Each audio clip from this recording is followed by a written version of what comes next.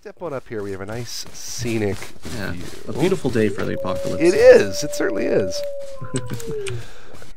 Hello, everybody. Welcome to Polygon. My name's Charlie Hall, and I am joined today inside the world of H1Z1 by Mr. Adam Clegg. Hello, Adam. Hello.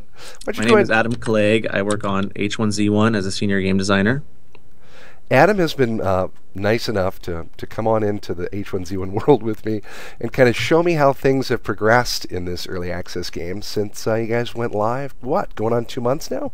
Yeah, we went live January 15th, so in a few days it will be 2 months. Man. Well, where are we in the game world right now? It's a pretty big map you guys have. 8 kilometers by 8 kilometers, I believe. But I'm sure you know it like the back of your hand.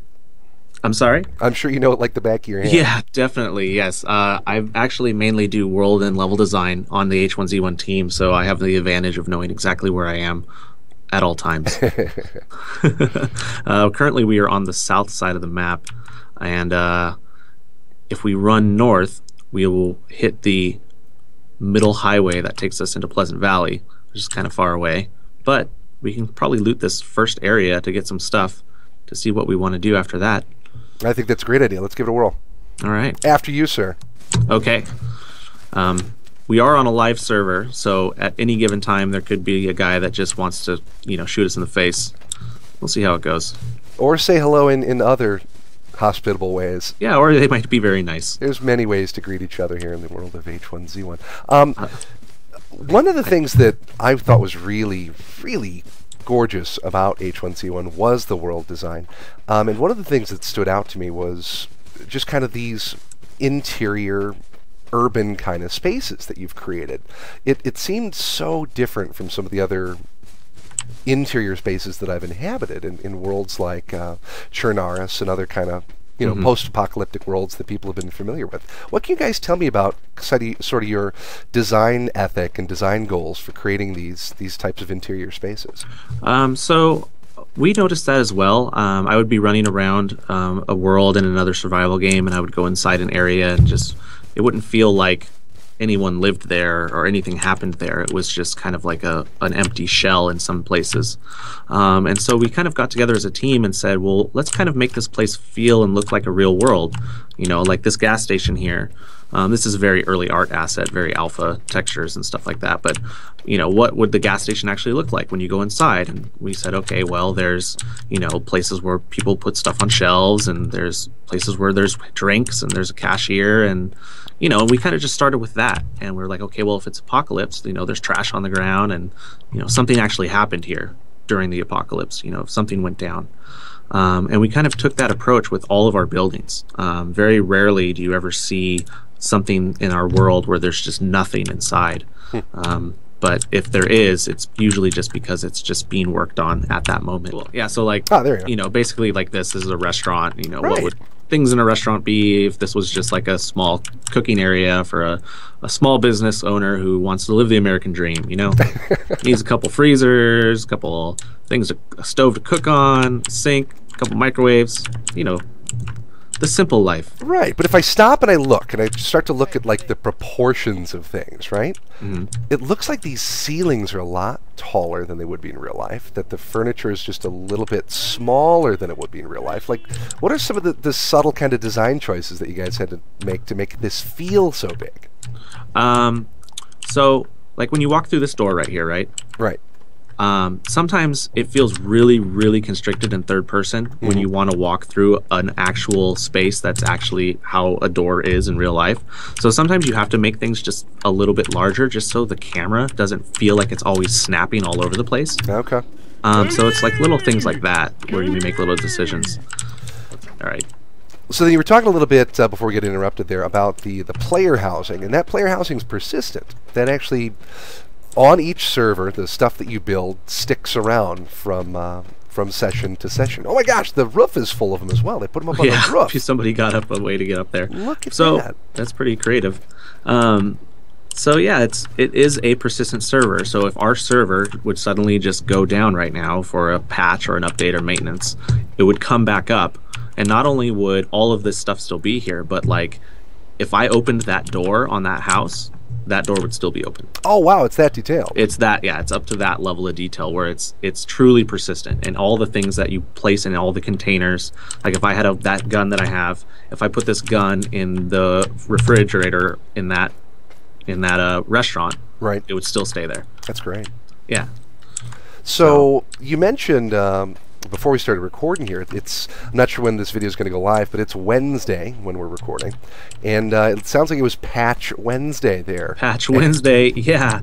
So actually, we went to PAX, and while a few of us were at PAX, we had the whole team back at the office working on a plethora of anti-hacking, crash fixes, game updates. And we came back and assessed the patch and said, okay, let's push all this stuff out. And we've been trying. This was actually, the PAX weekend was actually the first PAX, or the first week that we didn't update. Other than that, we've had a major, like a pretty significant update every week. Well, tell me about this most recent update. What was in there? So this most recent update has a ton of new crafting recipes, a lot of new base building fixes and glitch fixes, a lot of new things to add to your bases. There are first-person vehicles now, so now you can get into a Jeep and hit T and go into first person. There is a new way to get into Battle Royale, so now you can just hit play Battle Royale and it'll put you in a queue, and if there isn't a world already for you to go in, it just spins up a new world for you and throws you in it. Round of applause. Yes! Yay! That's awesome. Look at that, F3. There you go. So I know a lot of the feedback that you guys get comes from the community on Twitch. You guys have a huge Twitch community, lots of people playing this. Tell me about your kind of relationship with those streamers. We've actually built a really good relationship with all of the broadcasters that we've been talking with, and just, you know, it started with us announcing the game, and then we got an initial surge of people that were interested. And so we took those people and invited them to the studio. Said, hey, if you're interested, you want to play it, come to our studio, and you can actually stream from the studio and play the game. And they said, okay, that's amazing, sure. Oh, wow. Okay. And so the people that took us up on that really enjoyed it. You know, people like Co-Carnage and Summit and JP, they came out and they played it, and they gave us feedback, and they said, you know what? This game is actually pretty cool. We are looking forward to it. And it just kind of grew from there. Once the game actually came out, a ton of other Twitch broadcasters just latched themselves onto it. I think this type of game is a really great stream game because there is, you know, subtle downtime. There are moments where you can run and look at your chat and interact with your viewers. It's not a game where it's a Twitch shooter action all the time. It's really hard to look away. So I think this game kind of lends itself towards Twitch broadcasters very easily. Okay. One thing that doesn't happen with every early access game is, well, the company that made it gets sold off, changes hands. So you guys used to be Sony Online Entertainment. Now you're known as Daybreak Game Studio. Did they get that right? Daybreak Game Company. Daybreak Game Company. So, kind of, what's that transition been like for you and the H1Z1 team? It's actually been kind of interesting, I would say, kind of new for all of us. But at the same time, the team has been like full steam ahead the whole time. We, you know, heard about what was happening, and it was kind of unfortunate that we had to kind of transition, and we lost a few good people. But at the same time, our H1Z1 team was a small team to begin with, and we are still a small team, and we're, you know, used to having to work under these conditions of, you know, you guys you want this into the game, you will, if you want it in the game, you're the one that has to work on it, and then you put it into the game, and then we test it. It's everyone is very responsible for what they have to do and their job on this team, and that's kind of actually made the game better when you approach the development that way. One of the we're just coming back from the GDC week. I don't believe you went to GDC. I think you went to PAX, you said. Yeah. One of the presentations that I actually saw at GDC was by the folks that are doing The Long Dark. Raphael Van Leerup actually got up and did a presentation. GDC invited him because of just his company's success at early access. And one of the things that he said was actually very interesting to me. And what he said was, let me see if I can find the actual quote here. I think I read the article. I very much like this article a lot. If it's the early access one that I'm thinking of. Community-informed development is taking feedback and incorporating it into your game, not making the game that the community wants you to make. So what do you think of his thoughts in that regard, and kind of how you guys are approaching community feedback on H1Z1? So community feedback is, you can write a thesis on it just on itself, because there is a lot of, no one would ever go on the internet and lie to you, right? Right, certainly not. I don't know what you're talking about. So you definitely have to kind of discern what you're reading, and you kind of have to take it with a grain of salt. And the thing that I love the most about that article is that, when people are kind of talking about a certain feature or saying something is the worst problem in the world, to kind of not overreact and just kind of, uh-oh, people are shooting us. Yeah, I'm going to die here. I will die a valiant death. I have no fear. You have no power over me. Oh, goodness. They are totally ganking us here. But yeah, so it's kind of like, when you read something on the internet, you kind of have to, if it's feedback from a player, you have to take it as... I'm back in the game world, by the way. Sorry. Okay. You have to take it as like, well, this is a problem that this individual is having, and these people agree with that person. Mm-hmm. But how many people are playing the game that disagree with that player, that aren't complaining about it because they're having fun in the game? There are a lot of people that will never go outside of the game to actually complain about something because they are actually in the game having fun. So it's kind of, you really have to take a step back, multiple steps back, and look at the big picture of what people are actually giving feedback on, how much of it is truth, and how much of it you actually need to immediately assess. And it's something that doesn't happen overnight. It's something that has to be kind of learned through. I've actually learned through the process through multiple games. I've worked on Free Realms, I worked on Planetside 2, and then I worked on H1Z1. And even on Planetside 2, I caught myself getting caught up in the initial "the sky is falling" posts that you see, and they end up totally being completely wrong. So it takes a while, but once you kind of get an eye for it, and you can kind of feel out what people really want to see fixed, and the problems that are really out there, it actually, it's almost like the clouds go away and you just see blue sky. That's cool. But that was a really great article, and I really highly suggest all developers of early access read it. Well, I'll definitely link to it in the show notes. I'm glad that you got something from it. It was a great talk that Raphael gave. Yeah, definitely. And the work that they're doing over on the Long Dark is really top notch. But it's interesting you bring up Planetside 2, because you guys right now are actually running a closed beta of Planetside 2 on the PlayStation 4. And I may or may not be involved in that closed beta, but nice. I've heard it's going well. Yeah, the Planetside 2 team, honestly, I am so pulled far back from the other teams because I'm so in H1Z1 all the time that it's hard for me to kind of keep up with them. But I know that they're doing really, really well with the beta over there. I'm actually really excited. I have a special place in my heart for Planetside 2. I was on that game for 3 years as a level designer.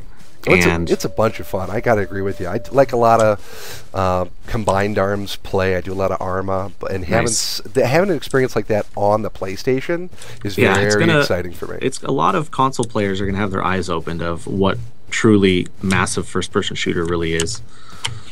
But I know you're not on that project anymore, but you have some background with Planetside 2. How is the scale of feedback different from a closed beta or a closed, or even just a beta, an open beta, versus an early access game?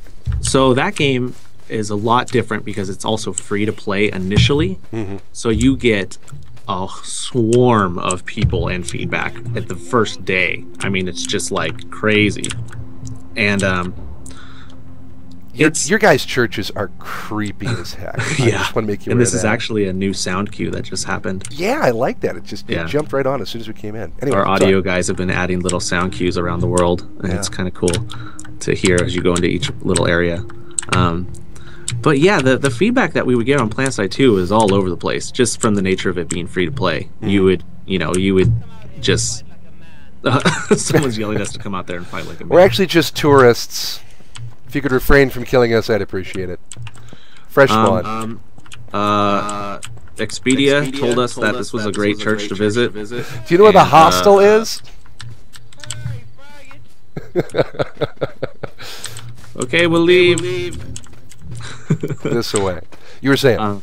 Oh yeah, so I was saying the feedback is very different than you would get on early access. Early access, the players invested a little more because they bought the game, right? They paid into early access, and their investment into the game actually, it's almost like it's more passionate with the feedback that they give because they want the game to succeed. You know, they believed in it, so that's why they bought the game.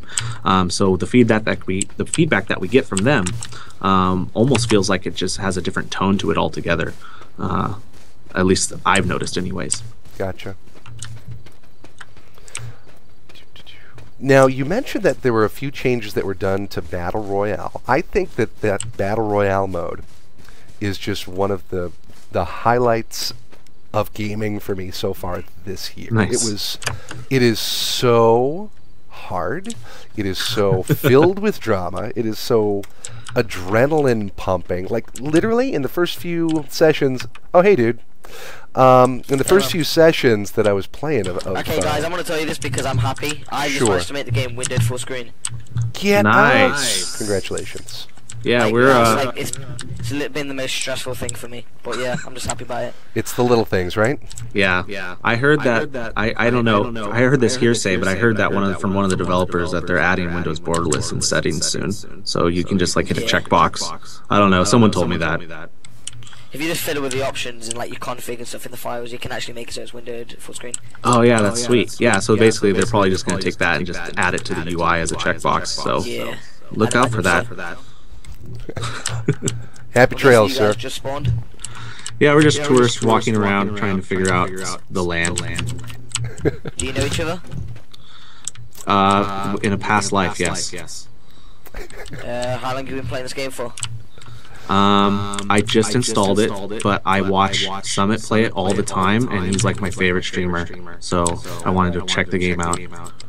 It's good, man. But if you do need help, you can ask me because I've played this game for 161 hours now. Oh my god! Get out! All right, well we'll keep you in mind, awesome. Mr. Dildo. Yeah, thank you. Come on, guy. We will. We're probably just gonna run up this way and loot some stuff. So thanks for watching our back. Just to let you know, this place is like a lot of PvP. Stay away from the church if you don't want to die. A lot of these houses I've already looted, but you can still have a look.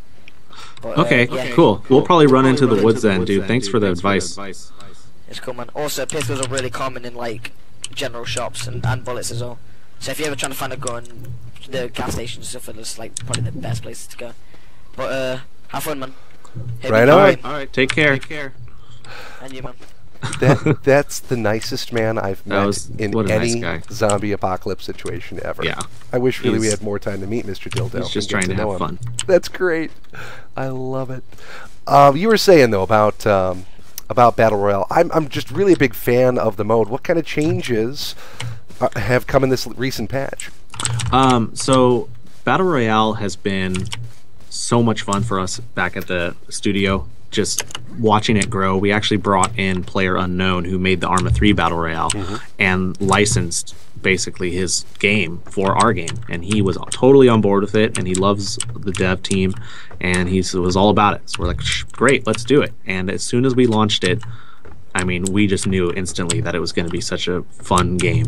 You know, just the way it works, just with the fog, pushing players closer together, and just getting more and more intense as it goes along. But one of the biggest updates that we did today was people couldn't actually get into the game. Like, it was a fun game, and they couldn't get in because they would hit the play button, and it would kick them out, or it would disconnect them, or it would, however many problems that you have trying to connect to the Battle Royale.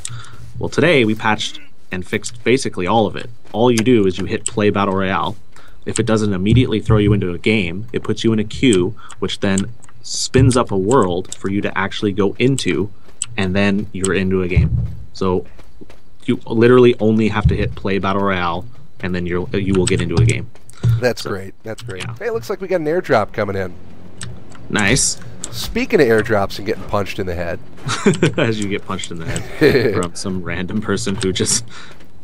I feel like this is the kid who plays whack-a-mole at Chuck E. Cheese. Right, right. Like, he just has to punch something.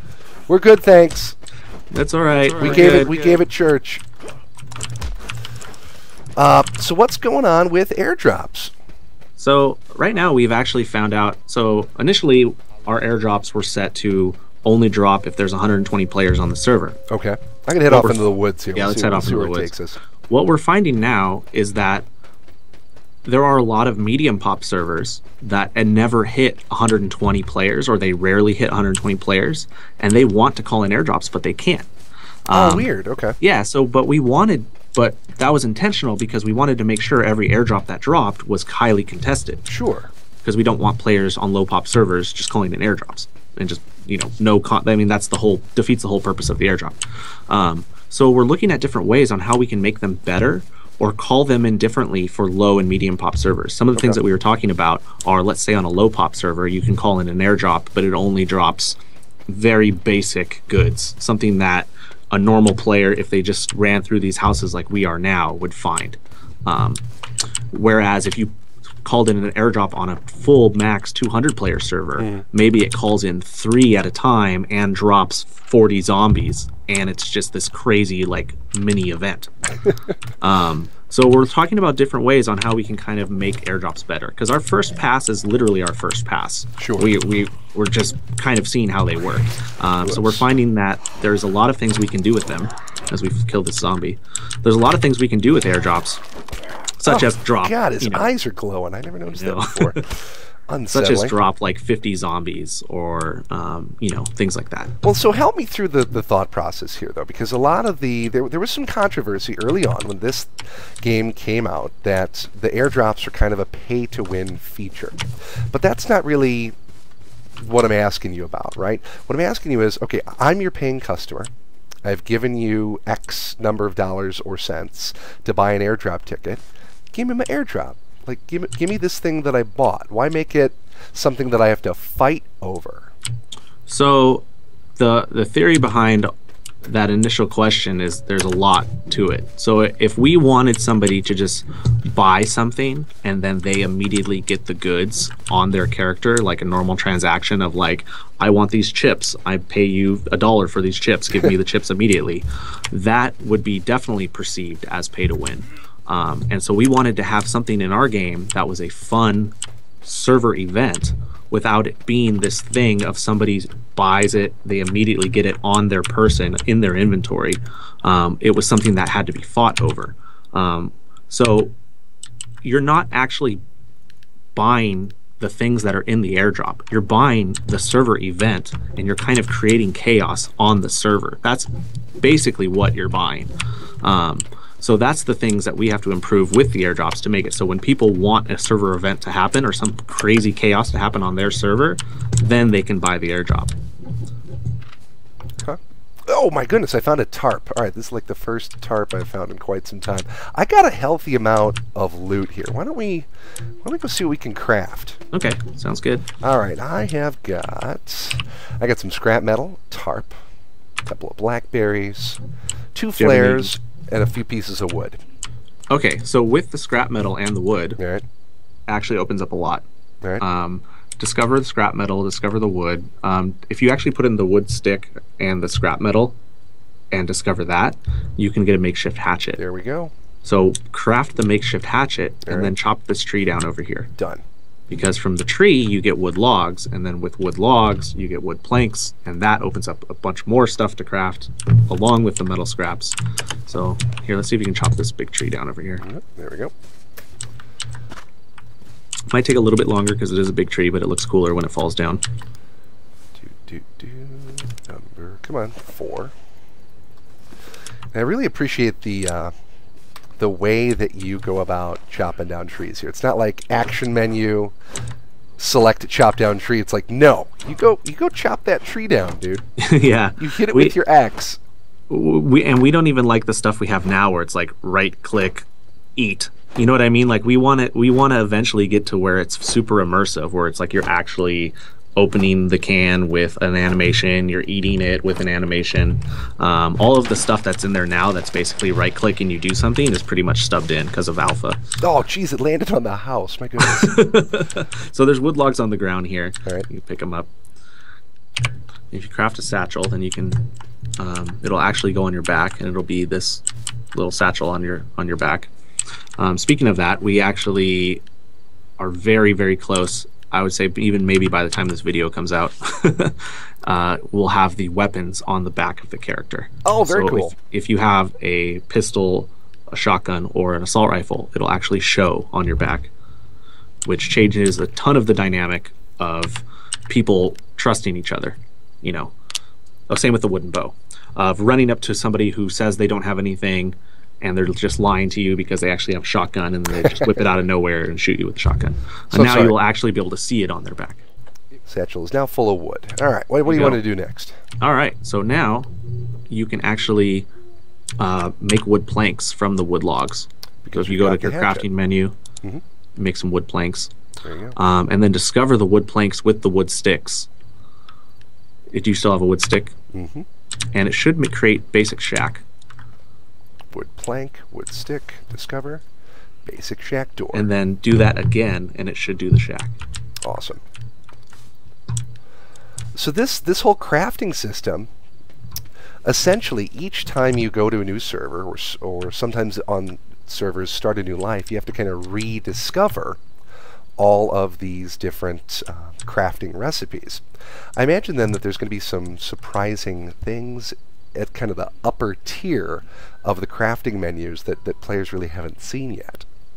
Yeah, so one of the things that we want to do is we want to add crafting updates where we don't tell the players exactly what was pushed. We just say 10 new recipes have been patched, and then players will have to then figure out, oh, what are the 10 new recipes? And then they'll have to figure out what items they need to discover. Because if you put something in your discovery window, like say if you put like, here, I'll give you your tarp back. Okay. If you put the tarp in the discovery window, read the description below when you put the tarp in there. There's one possible unknown recipe. If none of your items are highlighted, yeah, you'll need to scavenge and find the final component. Exactly. So what we want to do is we want to add recipes that way. So players then all of a sudden put new things in their discovery window and go, oh, wait a minute, this actually has a new recipe attached to it. I need to go find something and discover it.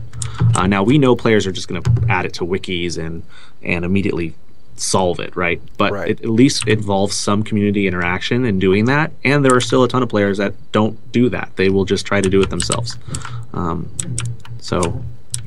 We're actually looking forward to adding a ton of new crafting recipes that way. That's pretty cool. So it looks like our trees vanished. You know, what can folks be expecting in the next, 6 to 12 months, right? Are we going to get this thing out of early access that soon? Or 6 to 12 months. So it's been 2 months, and it's felt like it's been a year already. So 12 months is like crazy. I would say, at least for me, 6 to 12 months, I would expect a lot more ways to play Battle Royale. We were talking about squads, like teams of 2 playing Battle Royale. We're talking about first-person only Battle Royale. That's a little more hardcore. Okay. We want to do more server rule sets, maybe some jobs or professions in a server for H1Z1. We eventually want to do a life mod. I mean, there's a ton of things we want to do. Let's unpack this a little bit. Tell me a little bit more about jobs and professions real quick.